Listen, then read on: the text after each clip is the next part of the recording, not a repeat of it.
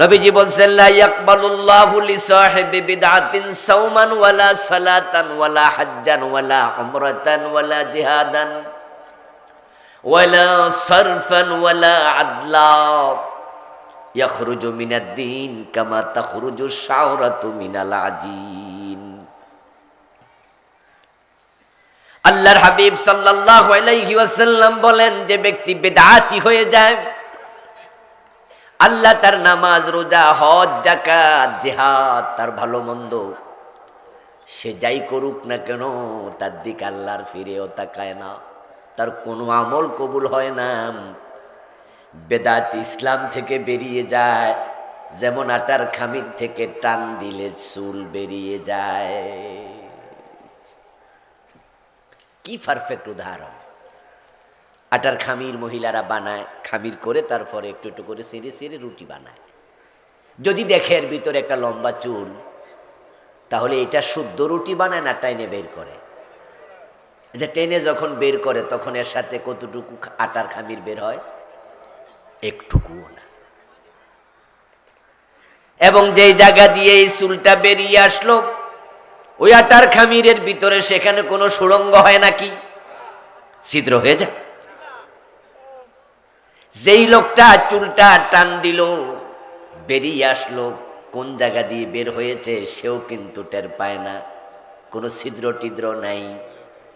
বেদাতি যারা হয়ে যায়, তারা ইসলাম থেকে ধীরে ধীরে এমন ভাবে বেরিয়ে যায়, তারা যে ইসলামের ভিতরে নাই এটা তারা বোঝেও না। খুব জটিল একটা অবস্থা যাচ্ছে। তা আমাদের আলেম সমাজ, আমরা যারা আপনাদের সামনে আসি, আমাদের উচিত হচ্ছে আপনাদের ঈমানকে কোথায় কোথায় লিকেজ আছে ধরিয়ে পরিশুদ্ধ করা। আপনাদের আমলের কোন কোন জায়গায় বেদাত ঢুকেছে এগুলো দেখাইয়া দেয়া। যেমন ডাক্তার দেখাইয়া দেয়, আপনার ব্লাড টেস্ট করে আপনার ব্লাডে সুগার কেমন আছে, প্রেশার আছে কিনা, আপনার ব্লাড দেখে আপনার শরীর মেপে blood pressure, sugar test, urine test, সোল টেস্ট, এগুলো যা দরকার আপনাকে ইসিজি মিসিজি করে ডাক্তারের দায়িত্ব হলো ধরাইয়া দেয় যে আপনার এই প্রবলেমটা আছে। পরে ওষুধ খাওয়ার দায়িত্ব ডাক্তারের না রোগীর? আলেমুল আমাদের এই দায়িত্ব। এখানে এসে কোরআন হাদিসকে সামনে নিয়ে মন মতো না, আলেমুল আমারা কোরআন এবং হাদিস মতো। ডাক্তার যেমন ইসিজি মেশিনে দেয় আপনাকে মেশিনে দিয়ে, রক্ত দিয়ে মেশিনে ঢুকাইয়া তারপরে সে প্রমাণ করে যে আপনার সুগার আছে, আপনার হার্টে প্রবলেম আছে। কোরআন হাদিসকে সামনে রেখে আলেম ওলামাদের দায়িত্ব হলো আপনার আমলে যে প্রবলেম এটা দেখাইয়া দেয়া, পরবর্তীতে এখন পরিশুদ্ধ করা, এটা আপনার দায়িত্ব। কারণ যদি আপনি অশুদ্ধ, প্রবলেম সম্পন্ন, প্রবলেম যুক্ত, সমস্যা যুক্ত ঈমান নিয়ে আল্লাহর কাছে যান, এই ঈমান গ্রহণযোগ্য হবে না। এবং কিয়ামতের আগে দুনিয়ার মানুষের মাঝে অন্ধকার রাতের আধারের মতো ফিতনা ছড়াবে। নবীজি সাল্লাল্লাহু আলাইহি ওয়াসাল্লাম 1450 বছর আগে ভবিষ্যৎবাণী করেছেন। তিনি বলেছেন, ইয়াতি আলান নাসি জামানুন, মানুষের কাছে একটা জামানা আসবে, ইয়াজতামিউনা ফিল মাসাজিদ লাইসা ফীহিম মুমিনুন, তারা মসজিদগুলোতে জামাতে নামাজ পড়বে কিন্তু একটারও ঈমান থাকবে না। রাসূল বলছেন, তাকুনু বাইনা সাতে ফিতানুন, কিয়ামতের পূর্বে ফিতনা আসবে। কাকিতাইল্লাইলিল মুসলিম, অন্ধকার রাতের আধারের মতো। ইউসবিহু ফিহার রাজুলু মুমিনান ফায়ুমসি কাফিরা, ওই ফিতনার যুগে মানুষগুলো সকাল বেলায় মুমিন থাকবে, সন্ধ্যা বেলায় কাফের হয়ে যাবে। কিয়ামতের আগে ফিতনা আসবে, শিরকের ফিতনা, কুফরির ফিতনা, চারদিক থেকে আসবে। অন্ধকার রাতের আধার যেমন আসে, সূর্য ডুবেছে, আধার চারদিক থেকে ধেয়ে আসে, অনুরূপ আসবে। রাসূল উদাহরণ দিচ্ছে। এক এক ফিতনা এক এক ঢেউয়ের মতো। ঢেউ যেমন এসে, আপনারা বঙ্গোপসাগরে যারা গেছেন গোসল করার জন্য যখন নামছেন, তখন ঢেউ যখন আসে তখন যে কয়জন থাকে কয়জন রেক ফার্তির দিকে ধাক্কা মারে, এমন ফিতনা আসবে, এক ফিতনা লাখ লাখ করে লোকের ঈমান কেড়ে নিয়ে যাবে, এক এক ফিতনা কোটি লোক ঈমান হারা হয়ে যাবে। আজ থেকে 20 বছর আগে আমরা যখন পড়াইছি, আর 30 বছর আগে পড়ছি, আপনারা এখানে আমার সমবয়সী সিনিয়ররা অনেকে আছেন, আমাদের সিলেবাসে ধর্ম যার যার উৎসব সবার এই স্লোগানটা 20 বছর আগে ছিল না। এটা আওয়ামী লীগ সরকার যখন এইবার গত 15 বছর তো ক্ষমতায় ছিল, এইবার যখন তারা ক্ষমতায় আসছে, তারা শুরুর দিকে এটা আমাদের প্রাইমারি সিলেবাসে ঢুকাইছে। হঠাৎ করে উনাদের নেত্রী কোনো একদিন বলল যে ধর্ম যার যার উৎসব সবার। উনি তো হিন্দুদের মন্দিরে যেতেন, যাক যেতে পারে, রাষ্ট্রপ্রধান যারা, এমপি মন্ত্রী যারা, তারা তাদের সকল প্রজাদের খবর নেবে, ইসলামে এটা আছে, আমরা মানা করব না। কারণ যারা এমপি মন্ত্রী হবে তারা হিন্দুদের মন্দিরে যাবে, বৌদ্ধদের পেগোডায় যাবে, খ্রিস্টানদের চার্চে যাবে, মুসলমানদের মসজিদে যাবে ইবাদত করার জন্য, আর অন্যগুলাতে যাবে নিরাপত্তা দেওয়ার জন্য। কিন্তু নিরাপত্তা দিতে যাইয়া এমন কথা কইছে যেটাতে তার ঈমান শেষ। ঢাকেশ্বরী মন্দিরে গিয়ে ম্যাডাম কি বললেন যে এবার দুর্গা দেবী গজে চড়ে স্বর্গ থেকে মর্তে নেমেছে, তাই ধান বেশি হয়েছে। আপনাদের মনে আছে কি এ কথা বলছে? আপনাদের মনে আছে? গজ মানি হাতি। হিন্দুদের ধারণা হচ্ছে দুর্গা দেবী স্বর্গ থেকে নেমে যখন পৃথিবীতে আসেন, এক এক বছর এক এক বাহনে চড়ে আসেন। যেই বছর হাতিতে চড়ে আসবে ওই বছর ধান বেশি হবে, এটা হচ্ছে হিন্দুদের ধারণা। ঠিক নেত্রী ঠিক একই কথা যাইয়া বললেন। আচ্ছা, আপনি সেখানে নিরাপত্তার জন্য গেলেন নাকি আপনি তাদের মতো আকীদার জন্য গেলেন? আজীব তো, আপনি তো মুসলিম। উনি কোন একটা প্রোগ্রামে বলে দিলেন ধর্ম যার যার উৎসব সবার, সবাই মিলে উৎসব করো দুর্গা পূজায়। আর কিছু লোক পাইছি রে হাততালি দিল। উনার এই বক্তৃতাটা টেলিভিশনে প্রচার করলো, পত্রিকায় লিখলো, এটা সিলেবাসে ঢুকাই দিল। এখন বাংলাদেশের বাচ্চারা পড়ে ধর্ম যার যার উৎসব সবার। একটা স্লোগান ঢেউয়ের মতো ধাক্কা দিয়া কোটি কোটি লোকের ঈমান শেষ করে দিয়েছে। কারণ তার এই স্লোগানটা আল্লাহর কোরআনের সম্পূর্ণ বিপরীত, উল্টা। আমার বন্ধু, ঈমান এবং কুফর এ দুইটার পার্থক্য যদি আপনি করতে না জানেন তাহলে আপনার ঈমানটা টিকে থাকবে না। রাসূলুল্লাহ সাল্লাল্লাহু আলাইহি ওয়াসাল্লাম বলছেন, ইন্নাল আবদা লা ইয়াতাকাল্লামু বিল কালিমাতি মিন সাখাতিল্লাহি লা ইউলকি লাহা বালান ইয়াহবি বিহা ফি জাহান্নাম। নবীজি বলছেন, আল্লাহর বান্দা কখনো কখনো মুখ দিয়ে এমন কথা বলে যেই কথাটা সে গুরুত্বহীনভাবে বলেছে, সাধারণভাবে বলছে, ভেবে চিনতে অঙ্কের হিসাব করে প্ল্যান করে বলে নাই, হালকাভাবে বলেছে, কিন্তু মুখ থেকে বের হওয়া ওই কথায় আল্লাহ এত রাগ হইছে তাকে জাহান্নামের মাঝখানে ফেলে দিয়েছেন।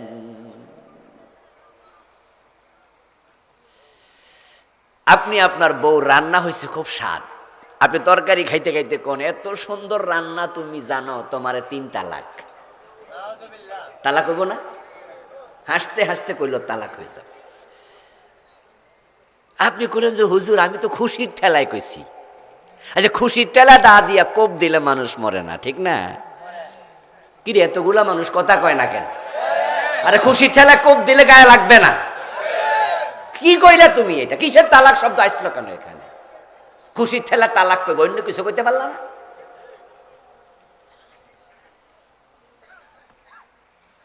নবীজি বলছেন যে মানুষ মাঝে মাঝে এমন কথা বলে যা বুঝেই না সে কি বলছে, কিন্তু ঈমান শেষ। এটা কুফরি কালাম। ঈমান এবং কুফর কি এটা না বুঝলে আপনিও হাসতে হাসতে বেঈমান হয়ে যেতে পারেন। এমন কথা আপনি বলে ফেলবেন যে কথার কারণে ঈমান শেষ। এই যে ধর্ম যার যার, উৎসব সবার, এটা কেন কুফর? কারণ এটা আল্লাহর কোরআনে সূরা কাফিরুনের উল্টা।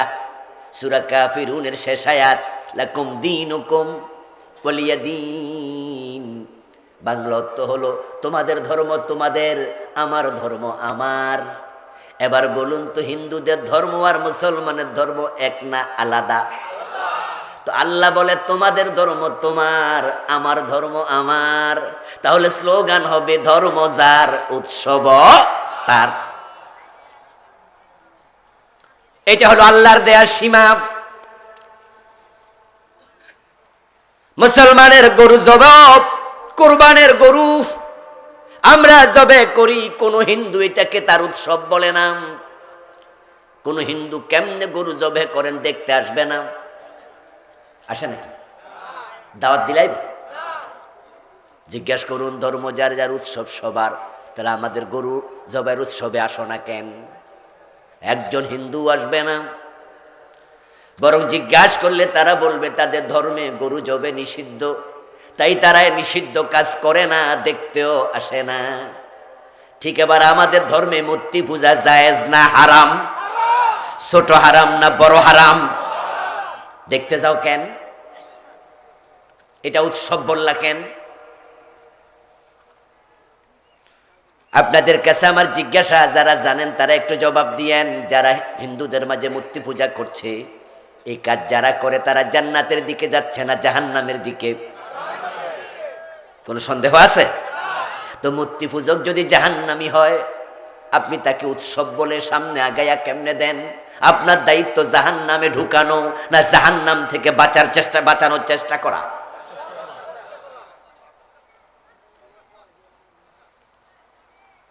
নবী ইব্রাহিম আলাইহিস সালাম মূর্তির বিরুদ্ধে কথা বলেছেন। নবী মুহাম্মদ সাল্লাল্লাহু আলাইহি সাল্লাম কাবা যখন বিজয় হয়ে যায়, ৮ম হিজরিতে মক্কা বিজয় হলো, তখন মক্কায় যে ৩৬০টা মূর্তি ছিল এগুলো রেখেছেন না সরাইছেন?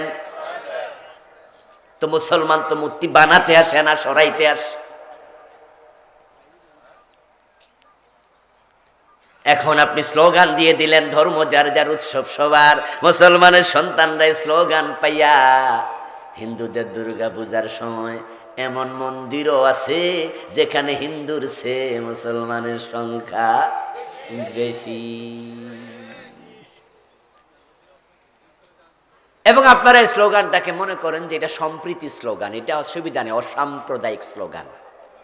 হিন্দুদের দুর্গা পূজা আমরা একটু যাবো, একটু আনন্দ করবো, আচ্ছা অসুবিধা কি? ও দোস্ত, প্রবলেমটা হচ্ছে এটা শিরকের অনুষ্ঠান। ঝামেলা তো এখানে, আল্লাহর কাছে শিরকের সে নিকৃষ্ট কোনো কাজ। ইন্না শিরকা লা যুলমুন আযীম। এখানে তুমি কেন যাইবা? কোন হিন্দু অসুস্থ, সেবা করার জন্য যাও। কোন হিন্দু রক্ত লাগবে, মুসলমান তুমি রক্ত দিতে চলে যাও, ইসলাম না করবে না। হিন্দু না খেয়ে আছে, তোমার নিজের খাবারটা তাকে খাইয়ে দাও, ইসলাম না করবে না। কিন্তু মূর্তি পূজা তো শিরক, সেখানে তুমি যাইতে পারবা না। পার্থক্য বুঝতে হবে। কিয়ামতের আগে ফিতনা আসবে, এক এক ফিতনা ঢেউয়ের মতো আসবে, ঈমান শেষ করে দেবে। একটি ফিতনা এত জঘন্য পর্যায়ে পৌঁছেছে, আপনার অনেকে পর্যন্ত আক্রান্ত। বলেছি গাছ লাগাবেন, বেড়া দিয়েন, না ছাগলে খেয়ে নেবে। মাছ ধরবেন, ডুলার তলা আছে কিনা খেয়াল করেন, না হয় কিন্তু সকালে মাছ পাবেন না। আল্লাহর কাছে যাবেন, ঈমান আপনার ছিল কিন্তু আপনি হারিয়েছেন, গিয়ে দেখবেন আপনি বেঈমান, কপালে জান্নাত নাই, আপনি শেষ। আমল আপনি করেছেন, নামাজ, রোজা, হজ, যাকাত, কিন্তু বেদাত মিশ্রিত আমল একটাও কবুল হয় নাই। হাশরের ময়দানে গিয়ে টের পাবেন আপনি বেদাতি ছিলেন। আল্লাহ বলছে, কুল হাল নুনাব্বিউকুম বিল আকসারিনা আমালা আল্লাযীনা দাল্লা সাইয়ুহুম ফিল হায়াতিদ দুনিয়া ওয়াহুম ইয়াহসাবুনা আন্নাহুম ইউহসিনুনা সুনআ। আল্লাহ তাআলা সূরাতুল কাহফের 103 104 নম্বর আয়াতে বলছেন, ও নবী আপনি বলুন, আমি কি তোমাদেরকে এমন কিছু মানুষের খবর দেব নাকি যে মানুষগুলোর দুনিয়ায় যত আমল ছিল সব দুনিয়াতে হারাইয়া গেছে। দল্লা হারাইছে, সাইয়ুহুম তাদের আমল, ফিল হায়াতিদ দুনিয়া দুনিয়াতে আমল এখানে করছিল এখানে হারাই ফেলছে, আল্লাহ পর্যন্ত পৌঁছে নাই। ওয়াহুম ইয়াহসাবুনা আন্নাহুম ইউহসিনুনা সুনআ। আল্লাহ বলছেন তারা যে আমল হারাইয়া ক্ষতির মাঝে পড়ে গেছে ওরা বুঝেও না তারা ক্ষতিগ্রস্ত। বাংলাদেশে কাদিয়ানি নামে একটা সম্প্রদায় আছে, আসেনি? আচ্ছা আপনাদের কাছে আমি জানবো, যারা বোঝেন তারা একটু বলুন তো, কাদিয়ানিরা আলেমদের ফতুয়া মোমেন না কাফের? কিন্তু ওরা কি মানে এই ফতুয়া? ওরা কিন্তু 5 ওয়াক্ত নামাজ পড়ে, ওদের মসজিদ আছে। ওরা বলতেছে যে হুজুররা তোমরা এসব কি ফতুয়া দাও, আমরা নেই না। ওরা ওদের মতো চলছে, চলতে চলতে মরে যাবে। আল্লাহর সামনে গিয়ে দেখবে আলেমদের ফতুয়া শতভাগ সত্য। যারা পীরের পায়ে সেজদা দেয় তারা মুশরিক, ঈমান শেষ। আমি চিৎকার দিয়ে বলে কোনো লাভ নাই, তারা শুনবে না। তারা বলবে আবুল কালাম আজাদ বাশার, আরে পীরের পায়ে সেজদা দিলে মুশরিক হয়, এটা কি এটা কথা হইল? আমরা তো সেজদায় তাজিমই দেই, পীরকে ভক্তি না করি, ইবাদত তো করি না। আমি বলবো সেজদার মালিক আল্লাহ, তারা বলে হ্যাঁ এটা শরীয়তে, তবে মারেফতে জায়েজ আছে। আপনারা তো শরীয়তের মৌলবী, এই জন্য মারেফত জানেন না। 30,000 জহেরি, 70,000 বাতিনি, ওখানে জায়েজ। আমার ফতুয়া নেয় না। আল্লাহর সামনে গিয়ে ঠিকই দেখবে ফিরকে সেজদা দেয়া তার ঈমান শেষ। আল্লাহর সামনে গিয়ে তখন দেখবে তার আমল নামা এরকম সাদা কাগজের মতো খালি, কিচ্ছু নাই। ঈমান যার নাই আমলও তার থাকে না। ঈমান হলো একের মতো, নেক আমল হলো ডান পাশে শূন্যের মতো। যদি ঈমানটা থাকে একটা আমল করো 10 গুণ সওয়াব পাবে, কিন্তু ঈমান যদি না থাকে, ঈমান ছাড়া আমলের কোনো দাম নাই।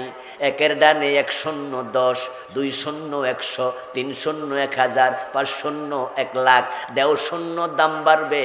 কিন্তু ঈমান যদি না থাকে, একটা মুছে দাও, শূন্যের দাম আর নাই। আল্লাহর সামনে গিয়ে দেখবে ওই নামাজি রোজাওয়ালা কিচ্ছু নাই আমলে, সব খাকা ফাঁকা, সব বাতিল, দুনিয়া হারাইছে। আল্লাহকে সেদিন বলবে আল্লাহ আমি তো নামাজি ছিলাম। যেমন কাদিয়ানি, তারা 5 ওয়াক্ত নামাজ পড়ে, কাদিয়ানিদের মাঝে মিথ্যা বলে না। কাদিয়ানিদের মাঝে রমজানে রোজা রাখবে এমন লোক কি নাই? সে বলবে আল্লাহ আমার রোজার সওয়াব কই, আমি তো রোজাওয়ালা ছিলাম। পীরের পায়ে যারা সেজদা দেয় আবার 5 ওয়াক্ত নামাজও পড়ে এমন 2-4 জন কি নাই? সে বলবে আল্লাহ আমার নামাজের সওয়াব কই? আল্লাহ বলবে বান্দা তুই কি সূরা কাহফের 103 নম্বর আর 4 নম্বর আয়াত পড়স নাই? সেখানে আমি বলেছি এমন কিছু মানুষ আছে যাদের সব আমল দুনিয়ায় হারাইয়া গেছে, তুই তো তাদের একজন। তুই কেন কফর করলি, তুই কেন শিরিক করলি, তুই কেন বেদাত করলি? তখন বান্দা কি বলবে সেটাও আল্লাহ কোরআনে বলতেছেন। সে বলবে ওয়ালাউ আন্না লানা কাররাতান ফানাকুনা মিনাল মুমিনিন, আল্লাহ আমার দুনিয়ায় আরেকবার পাঠাও, আমি মুমিন হব, আর এই সমস্ত বাজে কাজ করব না। আমারে দয়া করে একটাবার দুনিয়ায় আবার পাঠাও। এই কথা সে বলবে, একটাবার পাঠাও আবার। আপনারা বলুন তো আর পাঠানো হবে নাকি? সেদিন বুঝে কোনো লাভ হবে না। বরং আল্লাহ কি বলবেন সেটাও আল্লাহ কোরআনে জানাইছেন। তিনি বলবেন খুযুহু ফাগুল্লুহু সুম্মাল জাহিমা সল্লু, তারে ধর ও ফেরেশতারা, তারে ধর। তারে 40 বছর 50 বছর 80 বছর হায়াত দিছি, তখন সে পারে নাই, এখন নাকি আরেকবার পাঠাইতাম, তারে ধর। ফাগুল্লুহু, গলার মাঝে বেড়ি পড়া, হাতের মাঝে হ্যান্ডকাপ, পায়ের মাঝে ডান্ডা বেড়ি, গলার মাঝে রশি লাগা। সুম্মাল জাহিমা সল্লুহু, তারপর জাহান্নামের মাঝখানে ফেলে দে। ও নবী আপনি বলুন, ও রাজা দিরাজ আল্লাহ, তুমি ক্ষমতার মালিক, তুমি যাকে চাও ক্ষমতা দেও, তুমি যাকে চাও ক্ষমতা থেকে নামাইয়া এক কাফরে দিল্লি পাঠাইয়া দাও। এমন ভাবে নামাও, রান্না করা ভাত খাইয়া ফলানোর সময় দেও না। ক্ষমতার মালিক কে? জোরে বলেন না কে? জনগণ সকল ক্ষমতার উৎস, স্লোগান কুফর, এটা শিরক। সাবধান, তওবা তওবা তওবা, ফিরে আসেন। আরো কয়েকটা আমি শোনাবো। জনগণ যে ক্ষমতার মালিক না, এটা তো বাংলাদেশে বারবার প্রমাণিত হয়েছে। এরপরে স্লোগান কেন চলবে? এই যে নির্বাচনের আগের নির্বাচনে জনগণ ঘুমাইছে, রাতের বেলায় ভোট হয়ে গেছে, ঠিক না? এই যে তাহাজ্জুদের সময় ভোট শেষ, তো জনগণ ক্ষমতার মালিক হলে এরা তো সব ঘুমাই রয়েছে। ক্ষমতা তো চলে আসলো ঠিক রাতের বেলায় ভোট করে। আবার এবার যারা ক্ষমতায় বসেছিল 15 বছর লাগাতার, ক্ষমতা তারা ভাবছে তাদের হাতে, তাই তাদের বড় নেতা ঘোষণা করছিল কিসের আন্দোলন, এ বছর না ওই বছর, মানুষ বাঁচে কয় বছর, আন্দোলন হবে না রে, এই জন্য ভিশন 2041, 2041, মানে এর আগে নামবে না। আসমানের মালিক কয় 41 সন দরকার নাই, 45 মিনিটও নাই। আমার প্রিয় ভাইরা, জনগণের হাতে ক্ষমতা থাকে না, থাকলে ফেরাউন ডুবে মরতো না। ফেরাউনকে ডুবে মারছে কেডা? কে ডুবাইছে? ফেরাউনকে ডুবার সময় ঘুমাইছিল? সজাগ ছিল? ক্ষমতা ত্যাগ করে গেছিল? পদত্যাগ? একা ছিল না সৈন্য ছিল? সজাগ ছিল, ক্ষমতায় ছিল, সৈন্য সাথে ছিল। আরে আমরা তো নিজের সেফটির জন্য আমরা কি রাখি? এসএসএফ, র্যাব, পুলিশ, বিভিন্ন বাহিনী, বড় বড় পিস্তলওয়ালা আপনার সামনে ঘুরতেছে, আপনাকে সেফটি দেবে। আসমানের মালিক যদি উল্টায়া দেয়, যাকে রেখেছ নিরাপত্তার জন্য, তার পিস্তল তোমার বুকে ঠেকাইয়া দিবে। বডিগার্ড হত্যা করেছে, পৃথিবীর ইতিহাসে এমন রাজা আছে না নাই?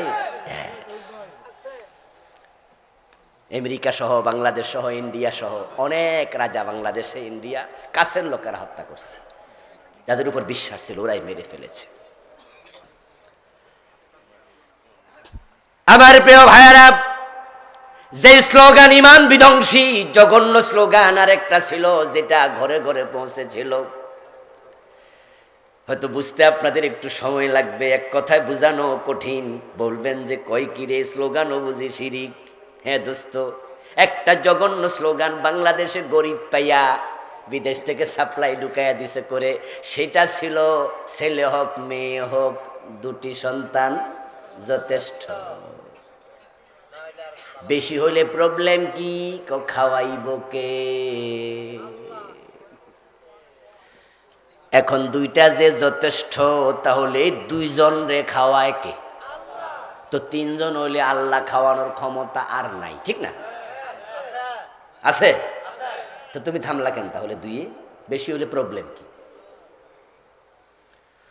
বরং স্লোগান চেঞ্জ করেছে, এখন একটির উপরে 2টির উপরে সন্তান নয়, একটি হলে ভালো হয়। হয়তো বছর 10 পরে কব না হইলে আরো ভালো হয়, পরে কব বিয়া না করলে আরো ভালো হয়।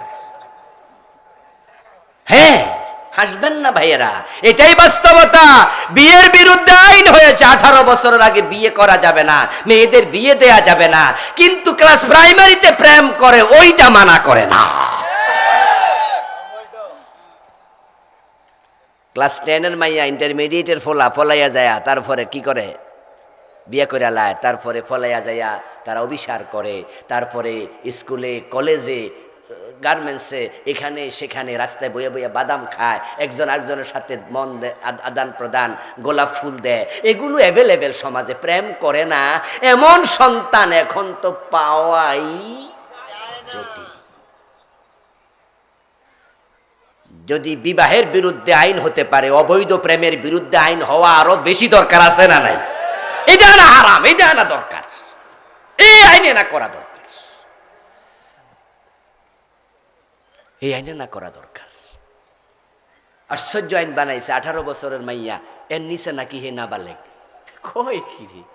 আমাদের মায়েরা তো বিয়ে হয়েছে 14 বছর 15 বছর, 3 বাচ্চার মা হয়ে গেছে 18 বছরের আগে, তো নাবালেগের এত বাচ্চা হইলো কি দিয়ে, কেমনে? 14 বছরে এসএসসি, 16 বছরে এসএসসি, 18 বছরে সেকেন্ড ইয়ার অনার্স। আচ্ছা, অনার্স সেকেন্ড ইয়ারে গেল বুঝি নাবালেগ? তোমাদের বিবেকে শয়তান প্রস্রাব করছে? আইন বানানোর সময় হুঁশ ছিল না?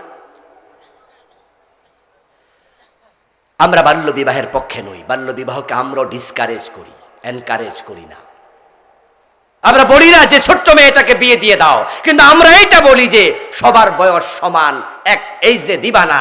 এমনও তো হতে পারে ক্লাস 9-এ পড়ুয়া মেয়ে মোটা সোটা হয়ে গেছে, আছে না?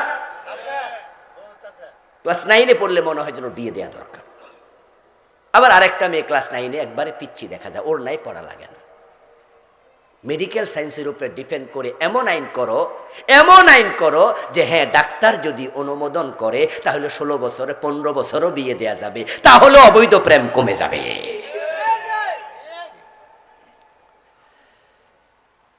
প্রিয় ভাইয়েরা, ছেলে হোক মেয়ে হোক দুটি যথেষ্ট। স্লোগানে প্রবলেম নাই, প্রবলেম হলো স্লোগান কেন? এ প্রশ্ন করলে যখন বলবে খাওয়াবে কে, তাহলে এই প্রশ্ন যার ভিতরে আছে সে তখন আল্লাহকে আর রাজ্জাক মনে করে না, ঈমান শেষ।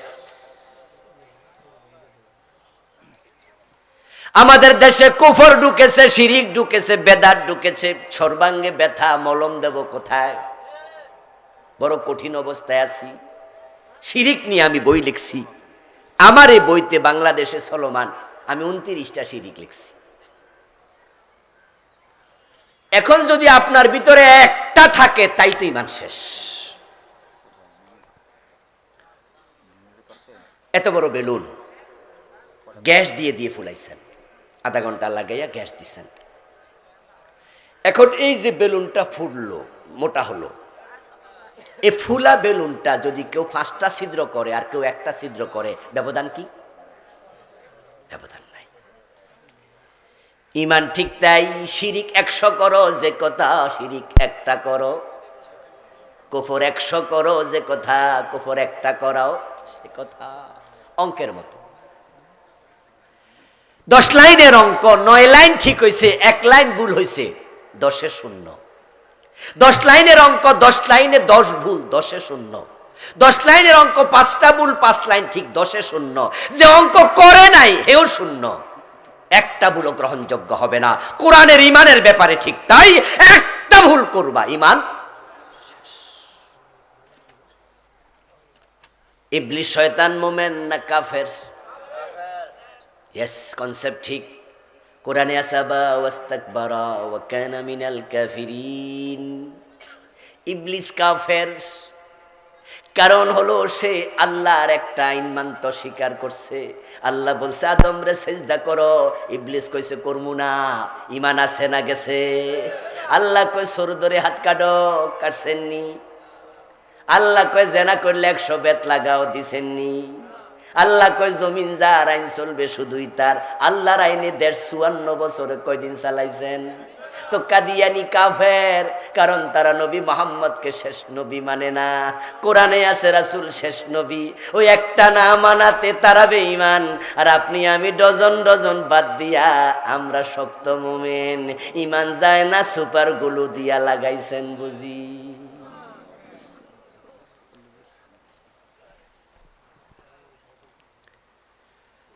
ঈমান যদি বাঁচাতে চান, আল্লাহর কোরআনে যা আছে মানতে হবে নির্দ্বিধায়, বিনা প্রশ্নে।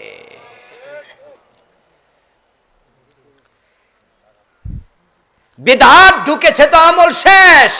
বেদাত আমাদেরকে শেষ করে দিচ্ছে। নামাজের শুরুতে বেদাত, নামাজের মাঝখানে বেদাত, নামাজের শেষে বেদাত, আজানের শুরুতে বেদাত, আজানের শেষে বেদাত, আজানের মাঝখানে বেদাত। যে যার মতো করে আমরা ঢুকাচ্ছি। রাসূলুল্লাহ তার দুজন মুয়াজ্জিনকে আজান শিখিয়েছেন, হযরত বেলাল, হযরত আবু মাহজুরা রাদিয়াল্লাহু তাআলা আনহুমা। দুজনকে প্রিয় নবী আজান শিখালেন। আল্লাহু আকবার। আপনি কুমিল্লার কিছু অঞ্চলে যাবেন, ব্রাহ্মণবাড়িয়ার কিছু অঞ্চলে যাবেন, চট্টগ্রামের কিছু অঞ্চলে যাবেন, তারা আল্লাহু আকবার দিয়ে আজান কোনো দিন শুরু করবে না, আজান শুরু করে দুরূদ শরীফ দিয়া। কি এলাকায় আছে? লা হাওলা ওয়ালা কুওয়াতা ইল্লা বিল্লাহ। এই ভাইরাস তাইলে এলাকায় ঢুকেছে। আসসালাতু ওয়াসসালামু আলাইকা ইয়া রাসূলুল্লাহ, এরকম কিছু একটা পড়বে, রাসূলকে সালাম দেবে। শুনতে মনে হয় যেন আরে ভালাই তো, আমার রাসূলকে সালাম দিচ্ছে। ও দোস্ত, প্রবলেমটা কোথায় জানেন? প্রবলেম হচ্ছে রাসূলের ইসলামের মাঝে আপনি বাড়াইছেন, এই বাড়ানোর নাম বিকৃতি।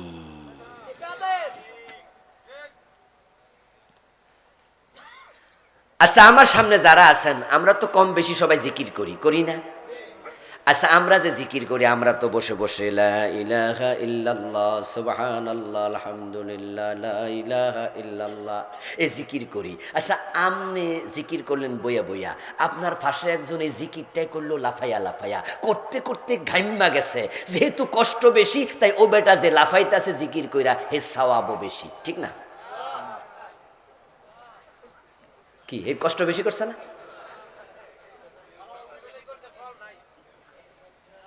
সওয়াব হবে, কারণ সে মন গড়া লাফাইছে, রাসূল তো লাফায় নাই। আচ্ছা, এখানে আপনারা যারা আছেন জিকির করতে করতে বাঁশের আগে কয়দিন উঠছেন? তাহলে যে বাঁশের আগে উঠছে সওয়াব আরো বেশি হবে, কারণ এর কষ্ট আরো বেশি। যদি সুইটটা পরে বেড়া তো ঠ্যাং ভেঙে লাগতো, তাহলে ইসলামের লাগে ঠ্যাং পর্যন্ত কোরবান।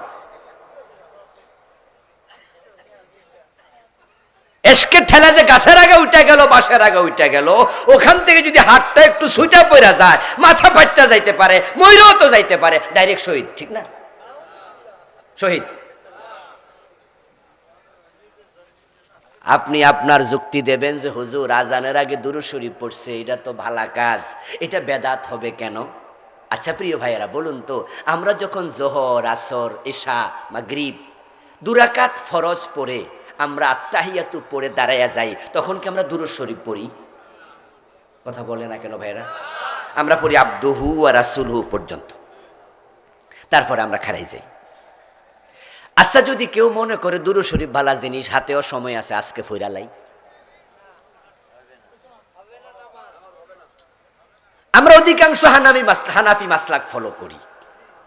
হানাফি মাসলাকের ফতুয়া হলো, যদি ফরজ নামাজের প্রথম বৈঠকে কেউ আত্তাহিয়াতু পড়ার পরে দুরূদ শরীফ পড়ে, তাকে সাউ সেজদা দিতে হবে। যারা বুঝেন তারা একটু জবাব দেন তো, সাউ সেজদা কি শকে দেয় না জরিমানা? তো দুরূদ শরীফ পড়লে কিসের জরিমানা? দুরূদ শরীফটা বালা কাম। সাউ সেজদা দেয়া নফল না ওয়াজিব? মাসালাগত যারা বোঝেন তারা বলেন। সাউ সেজদা দেয়া ওয়াজিব, ওয়াজিব তরক করা কবিরা গুনাহ। আপনি দুরূদ শরীফ পড়লেন, হানাফি মাযহাব বলে সাউ সেজদা দাও, দিবেন না, ওয়াজিব তরককারী কবিরা গুনাহ। দুরূদ শরীফ না বালা কাজ, পড়লে অসুবিধা কি? আপনার যুক্তিতে ইসলাম চলবে না। বলেছি শুরুতে ইসলাম দলিল ভিত্তিক হবে, ঠিক কি না? কান খুলে শুনুন, মূলনীতি বুঝে যান। মাথা আপনার, টুপি আপনার, মাপ আপনার, মাথার মাপে টুপি, গায়ের মাপে জামা, গা আপনার, জামা আপনার, মাপ আপনার।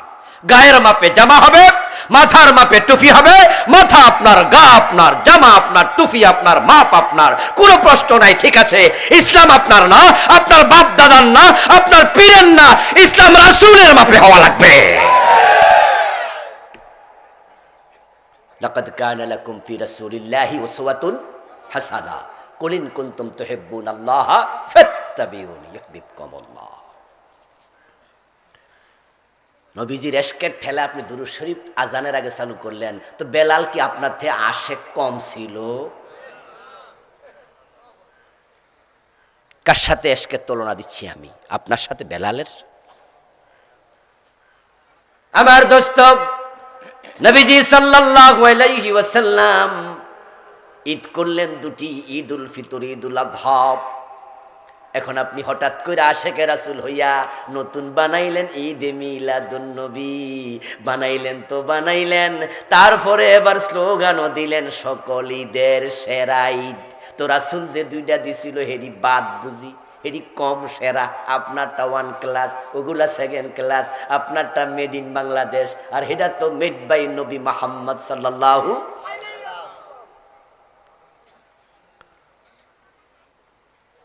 নবীজি সাল্লাল্লাহু আলাইহি ওয়াসাল্লাম আমাদের জিকির শিখালেন কিভাবে, আর আমরা করছি কিভাবে। রাসূল জিকিরের লফজ শিখাইছে, আফজালুজ যিকরি লা ইলাহা ইল্লাল্লাহ, শ্রেষ্ঠ জিকির লা ইলাহা ইল্লাল্লাহ, কালেমা হবে লা ইলাহা ইল্লাল্লাহ, আজানের মাঝে তাশাহুদ হবে, সাক্ষ্য হবে লা ইলাহা, আশহাদু আল্লা ইলাহা ইল্লাল্লাহ। আর আপনি ইল্লাল্লাহ ইল্লাল্লাহ ইল্লাল্লাহ মাজা ভাঙলেন কেন? এই যে মাজাটা ভাঙা দিলেন, এই অধিকার কে দিল? আমার রাসূল ইল্লাল্লাহ জিকির কোথায় করেছেন, কোন দিন করছেন? একটা হাদিস দেন, একটাও।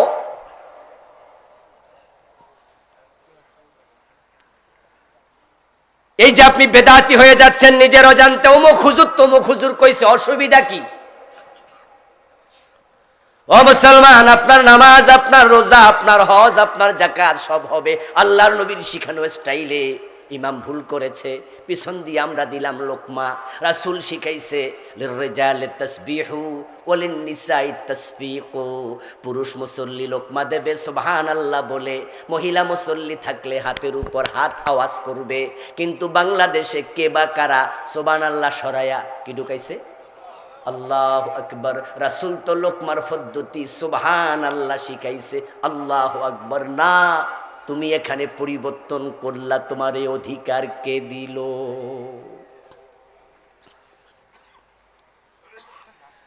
নবীজি সাল্লাল্লাহু আলাইহি ওয়াসাল্লাম বলেছেন, ইজা সামিতুমুল মুয়াজ্জিনা ফাকুলু মিসলা মা ইয়াকুল সুম্মা সাল্লু আলাইয়া।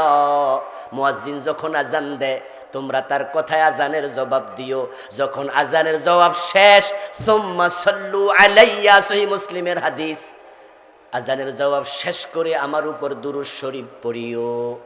তারপরে এবার হবে আল্লাহুম্মা রাব্বা হাযিহি দাওয়াতি তাম্মা, এটার নাম দোয়াউল ওসিলা, দোয়ায়ে ওসিলা পড়িও।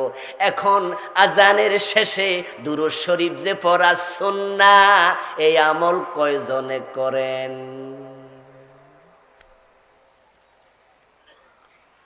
আজান শেষ, আজানের জবাব শেষ, আল্লাহুম্মা আমিন। কেউ হাতও তোলে, কেউ হাত তোলে না।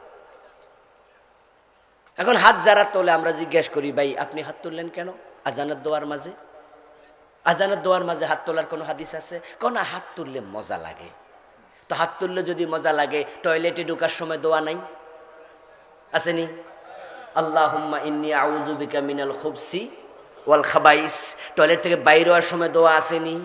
তখন যদি গফরানাকা আলহামদুলিল্লাহিল্লাযী আযহাবা আন্নিল আযা ওয়া আফানি, মুখ মোছো, খবর আছে।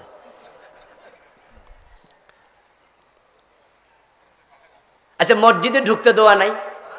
হাত তুলছেন কয়দিন? মসজিদ থেকে বের হইতে দোয়া নাই? হাত তুলছেন কয়দিন? গাড়িতে উঠতে দোয়া নাই?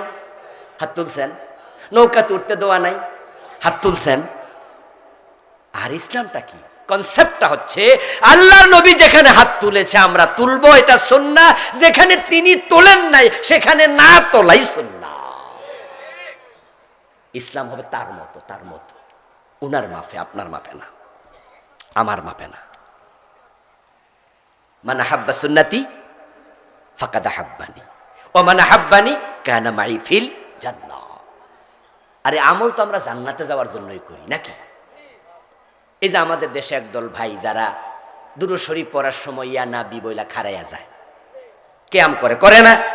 আচ্ছা, তারা যে কিয়াম করে, আমি করি না, কিন্তু আমার প্রশ্ন হলো তারা কি রাসূলের সাথে দুশমনি কইরা কিয়াম করে?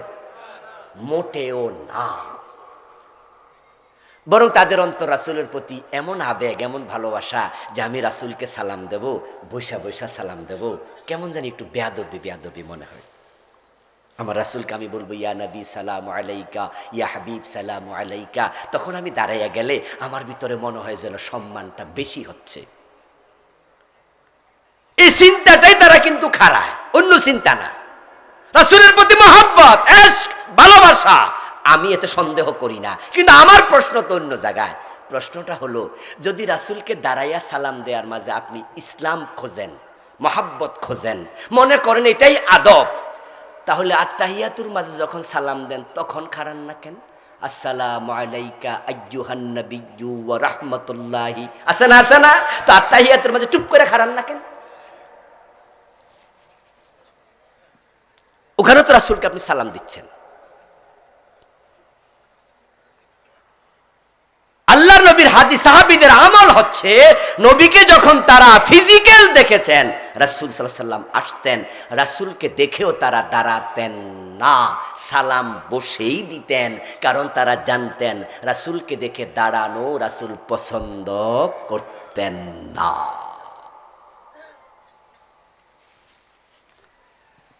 এই যে আমরা আজকে বসে আছি, রাসূলুল্লাহ সাল্লাল্লাহু আলাইহি সাল্লাম যদি আজকে জীবিত থাকতেন, উনি এখন আসতেন, আমরা যদি দাঁড়াইয়া যেতাম, উনি অপছন্দ করতেন, বলতেন বসো, দাঁড়াইছো কেন? আল্লাহর নবীর হাদিস হচ্ছে, কোন ব্যক্তি তাকে দেখে অন্যরা দাঁড়িয়ে যাক, যদি মনে মনে এটা তামান্না করে, সে যেন নিজের জায়গা জাহান্নামে বানিয়ে নেয়।